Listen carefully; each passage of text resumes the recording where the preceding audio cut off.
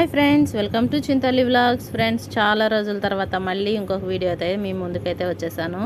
ఇది వచ్చేసి చాలా స్పెషల్ కర్రీ అనమాట. చాలా టేస్ట్ అయితే ఉంటుంది. వేడివేడి అన్నంలో ఈ కర్రీ తింటే చాలా బాగుంటుంది. ఇది వచ్చేసి చిక్కుడుగాయి డ్రై ఫిష్ కర్రీ అనమాట. చాలా సూపర్ టేస్ట్ అయితే ఉంటుంది. ఫ్రెండ్స్, ఈ కర్రీ యొక్క ప్రాసెస్ అనేది నేను మొత్తం మీకు ఈ వీడియోలో అయితే క్లియర్గా అయితే చెప్పేస్తాను. కానీ చాలా బాగుంటుందండి. వేడివేడి అన్నంలో తిన్న, చపాతీ, పుల్కా, రోటీలోకి ఎందుట్లోకైనా సూపర్ కాంబినేషన్ అయితే చెప్పొచ్చు. ఈ కర్రీ కింద మనకి చికెన్ కర్రీ కూడా ఎందుకు పనికిరాదనమాట, అంత బాగుంటుంది. ఫ్రెండ్స్, ఫస్ట్ ఇక్కడైతే నేను ఒక 1/2 kg చిక్కుడుకాయలు అనేది ఇట్లా నీట్గా అయితే క్లీన్ చేసుకొని పక్కన పెట్టేసుకున్నాను. నేను కట్ చేసుకున్నాను కూడా, ఎందుకంటే మనం చిక్కుడుకాయలు ఓల్చుకోవాలి, లేదంటే లైట్గా పురుగులు అనేవి ఉంటాయండి. ఇక్కడ వచ్చేసి నేను ఈ స్పెషల్ కర్రీ అనేది మట్టి పాత్రలో అయితే చేస్తున్నాను. ఫస్ట్ ఇది మనం బాగా హీట్ చేసుకోవాలి, ఎందుకంటే ఇది మట్టి కుండ కదా, వేడవటానికి చాలా టైం పడుతుంది అనమాట. ఇది హీట్ అయిన తర్వాత ఫస్ట్ పోపు అయితే వేసేసుకుంటున్నాను. ఫ్రెండ్స్, ఎవరైనా ఫస్ట్ టైం నా ఛానల్ చూస్తుంటే మాత్రం సబ్స్క్రైబ్ చేసుకోవటం మాత్రం మర్చిపోకండి. సబ్స్క్రైబ్ చేసుకొని పక్కనే ఉన్న గంట సింబల్ అనేది కంపల్సరీ యాక్టివేట్ చేసుకోండి ఫ్రెండ్స్. అప్పుడే మీకు నా వీడియో యొక్క నోటిఫికేషన్స్ అనేవి మీకు వచ్చేస్తాయి అన్నమాట. ఇక్కడ మనకి పోపు అయితే మంచిగా ఫ్రై అయింది కదా. ఇప్పుడైతే ఒక చిన్న ఉల్లిపాయ కట్ చేసుకొని వేసుకున్నాను. ఉల్లిపాయ కూడా మనకి మంచిగా అయితే ఫ్రై అవ్వాలి.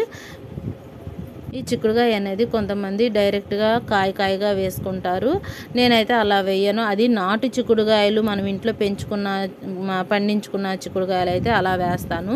ఇవి బయట కొనుక్కొచ్చినాయి కాబట్టి నేనైతే వీటిని కంపల్సరీ ఓపెన్ చేసుకునే కర్రీ అయితే ప్రిపేర్ చేస్తాను. మనకి ఇక్కడ ఉల్లిపాయ ఫ్రై అయింది కదా. ఇప్పుడు ఈ చిక్కుడుకాయలు కూడా వేసేసుకొని మంచిగా అయితే ఫ్రై చేసుకోవాలి. మనము ఇందులో డ్రై ఫిష్ చేస్తున్నాం కదా, అందుకని నేను ఇక్కడ మట్టి పాత్ర అయితే యూజ్ చేశాను. మట్టి పాత్రలో వండుకున్న కర్రీస్ చాలా టేస్ట్ ఉంటాయండి. మనకి ఇదివరకు పాతకాలంలో అయితే మన అమ్మమ్మల, తాతయ్యల వాళ్ళ కాలంలో అయితే మట్టి డేక్షాల్లోనే వండుకునే వాళ్ళు కదా. మా నాయనమ్మ అయితే ఈ మట్టి పాత్రలోనే ఎక్కువ వంటలు అయితే చేసేది. చేపల కూర కానీ, చికెన్ కర్రీ కానీ ఇందులోనే చేసేది. టేస్ట్ అయితే చాలా బాగా వచ్చింది అనమాట.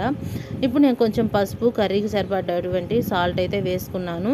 ఇవన్నీ వేసుకొని మంచిగా అయితే ఉడికిచ్చేసుకుందాము. నిజంగా ఫ్రెండ్స్, మీరు నమ్ముతారో లేదో కానీ ఈ కర్రీ ఒకసారి తింటే మనకి చికెన్ కూడా గుర్తుకు రాదనమాట. అంత టేస్ట్ బాగుంటుంది. చికెన్ కూడా డామినేట్ చేసేస్తుంది అనమాట. మనకి ఎంత మంచి బిర్యానీ పెట్టినా కానీ ఈ కర్రీతో పెడితే కడుపు నిండా అయితే అన్నం తినేస్తాము. అంత టేస్ట్ బాగుంటుంది. ఇప్పుడు మనకి ఈ చిక్కుడుకాయలు అనేది కొంచెం ఆయిల్లో ఫ్రై అవ్వాలండి. ఫస్ట్ అయితే వాటర్ వస్తాయి కదా, ఆ వాటర్ మొత్తం ఎగిరిపోయిన తర్వాత మనకి ఈ చిక్కుడుకాయ అనేది నూనెలో ఫ్రై అయితే టేస్ట్ బాగుంటుంది. నేను ఇక్కడ ఒక చిన్న టమాటా అయితే కట్ చేసుకున్నాను. ఈ టమాటా కూడా వేసేసుకొని మన కర్రీకి కావాల్సినటువంటి కారం కూడా వేసేసుకొని సిమ్లోనే దీన్ని అయితే మగ్గించుకోవాలండి. ఎందుకంటే మనం ఎక్కువ వాటర్ కూడా వేయమన్నమాట. మనకి టమాటా మొత్తం మెత్తబడాలి కాబట్టి నేను సిమ్లోనే ఉడికిస్తాను. నేను ఇంకొక పక్కన వచ్చేసి డ్రై ఫిష్ కూడా వాటర్లో అయితే నానబెట్టేసుకున్నానండి. ఈ ఎండు చేపలు అనేది కొంచెం నీళ్ళల్లో ఒక 2 minutes నానబెట్టుకున్న తర్వాత వాటిని కొంచెం వేడి నీళ్ళల్లో అయితే ఉడికించుకోవాలి. అప్పుడు మనకు ఆ చేప మీద ఉన్నటువంటి మొత్తం వైట్ మొత్తం నీట్గా అయితే పోతుందన్నమాట. అట్లా వేడి నీళ్ళల్లో ఉడికించుకుంటే చాలా ఈజీగా మనం ఎండు చేపలు అనేది క్లీన్ చేసేసుకోవచ్చు. ఇక్కడ చూసారు కదా, మనకి టమాటా కూడా బాగా మెత్తబడిపోయింది కదా. ఇప్పుడు నేను ఫిష్ అయితే ఫ్రై చేసుకుందామండి. ఇక్కడ వచ్చేసి నేను కొంచెం ఆయిల్ అయితే తీసుకున్నాను. ఇదిగోండి, ఇట్లా ఈ విధంగా నీట్గా అయితే కడిగి పక్కన పెట్టుకున్నాం కదా. ఈ ఎండు చేపలు అనేది మనకి కొంచెం ఆయిల్ వేడెక్కిన తర్వాత ఈ చేపలు అనేది వేసేసుకొని ఫ్రై చేసేసుకుందాము. ఇవి వచ్చేసి చప్పిడి చేపలు అంటారు కదా, అంటే ఇందులో మనకి ఎటువంటి సాల్ట్ అనేది ఉండదన్నమాట. మనకి ఇవి ఇట్లా ఆయిల్లో ఫ్రై చేసుకున్న డ్రై ఫిష్ తిన్నా కానీ చాలా టేస్ట్ బాగుంటుంది. డైరెక్ట్ ఒత్తాయి కూడా తినేసేయచ్చు. ఎందుకంటే మనం ఏదైనా పచ్చడి చేసుకున్నప్పుడు కూడా ఈ విధంగా చేపలు అనేది ఫ్రై చేసుకొని తినవచ్చు అనమాట. చాలా బాగుంటుంది నంచుకోవటానికి అయితే. నేను ఇప్పుడు కొంచెం సాల్ట్ అయితే వేసుకున్నాను కదా. వీటిని అయితే బాగా ఎర్రగా వచ్చే విధంగా అయితే ఫ్రై చేసుకుందాము. మనకు పక్కన కూడా చిక్కుడుకాయ కూర అనేది రెడీ అయిపోతుంది కదా. ఫ్రెండ్స్, ఈ డ్రై ఫిష్ అనేది కూడా హెల్త్కి చాలా మంచిది అనమాట. రెగ్యులర్గా కాకపోయినా ఎప్పుడైనా ఒకసారి అయినా కానీ తింటే చాలా మంచిది. ఇప్పుడు మనకి ఇక్కడ చేపలు కూడా ఫ్రై అయినాయి కాబట్టి ఇప్పుడు కొంచెం కారం అయితే వేసుకుందాము. ఎందుకంటే ఇవి కొంచెం చప్పగా ఉంటాయి కదా, మనం కంపల్సరీ సాల్ట్, కారం అనేది కంపల్సరీ వేసుకోవాలండి. వేసుకున్న తర్వాత మనం సిమ్లోనే ఉంచుకోవాలి, ఎందుకంటే కారం వేసాం కదా తొందరగా మాడిపోతుంది. ఇదిగో చూసారు కదా మనకి ఇక్కడ కర్రీలోంచి వాటర్ కూడా వస్తున్నాయి కదా. నేను ఇక్కడైతే కొంచెం వాటర్ వేసాను, అంటే ఒక చిన్న కప్ అయితే వాటర్ అయితే వేసాను అనమాట. ఇప్పుడు మనకి ఫ్రై చేసుకున్నటువంటి ఈ డ్రై ఫిష్ కూడా వేసేసుకొని ఇందుట్లో అయితే ఒక 5 మినిట్స్ అయితే ఉడికిచ్చేసుకుందాము. ఎందుకు అంటే మనం ఇట్లా ఫ్రై చేసుకున్న చేప అనేది కొంచెం గట్టిగా ఉంటుంది. ఇప్పుడు మనకి ఈ కూరలో కొంచెం ఉడకటం వల్ల చేప కొంచెం మెత్తబడుతుంది, ఈజీగా తినొచ్చు అనమాట. మా పాప అయితే చాలా బాగా తింటుంది, తనకైతే చాలా ఇష్టం అనమాట డ్రై ఫిష్ అంటే. మా ఇంట్లో కూడా అందరూ చాలా బాగా అయితే ఎంజాయ్ చేస్తారండి. ఇంతే ఫ్రెండ్స్, చాలా సింపుల్గా చేసుకోవచ్చు. ఫ్రెండ్స్ నా వీడియో కనుక మీకు నచ్చినట్టయితే ఒక చిన్న లైక్ అయితే మాత్రం ఖచ్చితంగా ఇవ్వండి. ఇప్పుడు నేను ఫైనల్లో కొంచెం కొత్తిమీర అయితే యాడ్ చేసుకున్నాను. ఫ్రెండ్స్ మీరు ఇచ్చిన లైక్ అనేది చాలా మంచి సపోర్ట్గా అయితే ఉంటుందన్నమాట.